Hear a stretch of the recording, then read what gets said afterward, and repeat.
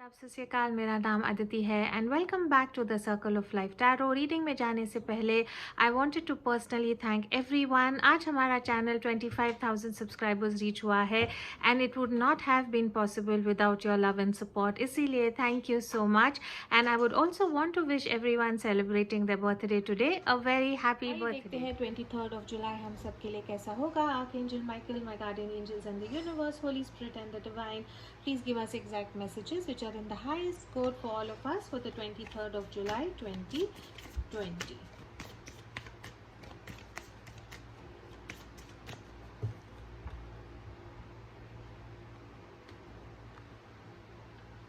Overall energy जो है the lovers की एनर्जी है।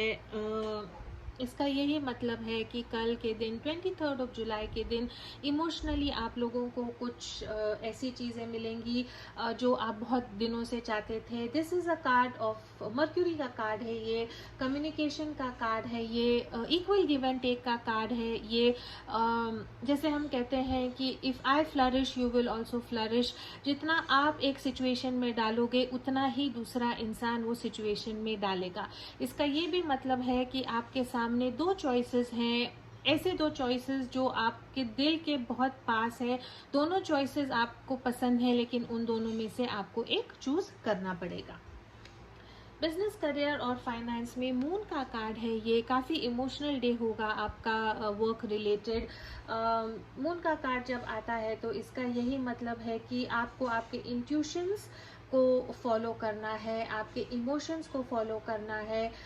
ऐसी चीज़ें जो आप डरते हैं शायद करने के लिए, आपको ऐसी सिचुएशंस आएंगी जहाँ पे आपको आपके डर को काबू करके आगे जाना पड़ेगा। It is also the time कि आपको थोड़ा एडजस्टमेंट करना पड़ेगा और थोड़ा सा कंफ्यूजन हो सकता है कि जो आपके सामने फैक्ट्स रखे जाएंगे वो शायद क्लियर नहीं होंगे। तो आपको एडवाइस यही है कि आपके इमोशंस को थोड़ा कंट्रोल में रखें, प्रैक्टिकल अप्रोच ले और जो भी इंफॉर्मेशन आपको मिल रहा है, या तो नया जॉब है या नई करियर चेंज है या कुछ बिजनेस अपॉर्चुनिटी है, उसके जो डिटेल्स हैं उनको आप गौर करें, प्रैक्टिकली सोचें और फिर अगला कदम लें। In love and romance we have the hermit card. I think last couple of days यही मल्टीपल टाइप ऑफ आंसर्स आ रहे हैं लव और रोमांस के लिए।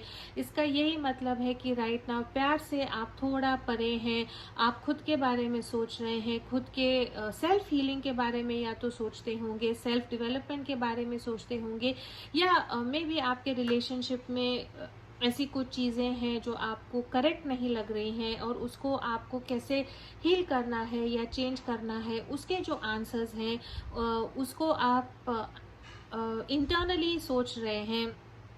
लोगों से बात करने के बजाय आपको खुद से ये आंसर्स ढूंढने में ज़्यादा सुकून मिलेगा।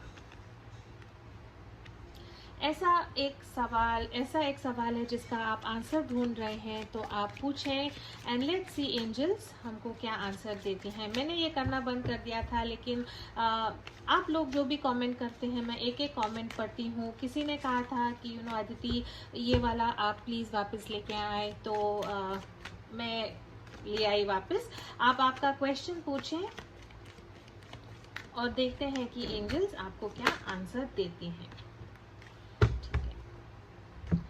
आंसर जो है वो है अपॉर्चुनिटी। जो भी आपका सवाल है उसका आंसर अपॉर्चुनिटी है। इसका ये मतलब है कि ऐसा एक पॉजिटिव मौका आपके लाइफ में कल आने की संभावना है।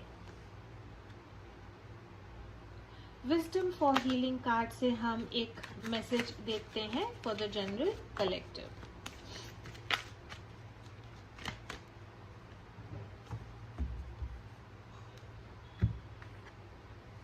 Identify your health related fears. आपके हेल्थ के बारे में अगर आपको कुछ चीज़ों में के बारे में डर लग रहा है तो उस पर आप अटेंशन दें। Today's lesson, ask yourself if you are afraid to heal. Your conscious mind may say no because that's the logical reply. But this question is for that deeper part of you, your emotional self, which might have developed fears about becoming healthy. Your goal is to explore whether you have deep-seated reasons to want to postpone healing.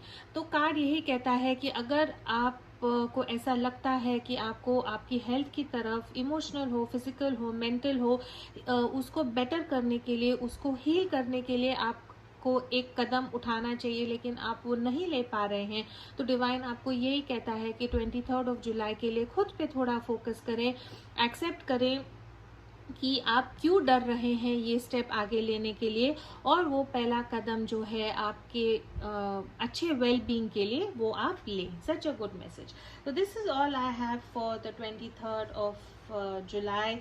As always, please do keep your energies and vibrations high. What you focus on is what you get, and I will see you in your next reading. For all those who are here to listen to the messages in English, the overall energy here we have is of the Lovers. This is ruled by Mercury, so this is all about communication and communion. The simplest way to explain is, there is going to be an equal give and take in everything you do. There is an attitude of, if I flourish, you will also flourish. If I fall, you will also fall. So tomorrow is a day where you have to keep in mind the way you behave is the way others will behave with you.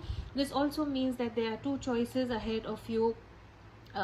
In front of you, both the choices are it's going to be difficult for you to choose from these choices, because both the offers are going to be equally good enough for you. In business, career and finance, we have the Moon card, all about the Pisces here. Emotions are going to be running high. Intuitions are also going to be running high. You could feel a little emotional or a little off balance as far as your emotions are concerned. There could be some sort of a fear related to your work. So the card here is going to, the card here tells you to face your shadow self, face your fears, and realize that once you do that, things will become easier for you. This card also suggests that, advises that this is the time where you need to adjust. You need to look at things more practically rather than more emotionally. This card also tells you to if there are some important documents or important decisions that you need to take, because you are going to be feeling a heightened sense of emotion, the advice for you is to please read the documents well, think practically, and then take any decisions tomorrow. For all those of you who have any question and want to know what answers the angels have for you, ask your question now. The answer is opportunity. It is such a beautiful card. There is so much of abundance flowing over this person. Such a positive card to get. There is very good positive opportunity coming your way tomorrow. From the Wisdom of Healing cards, we have identify your health related fears. Today's lesson is ask yourself if you're afraid to heal.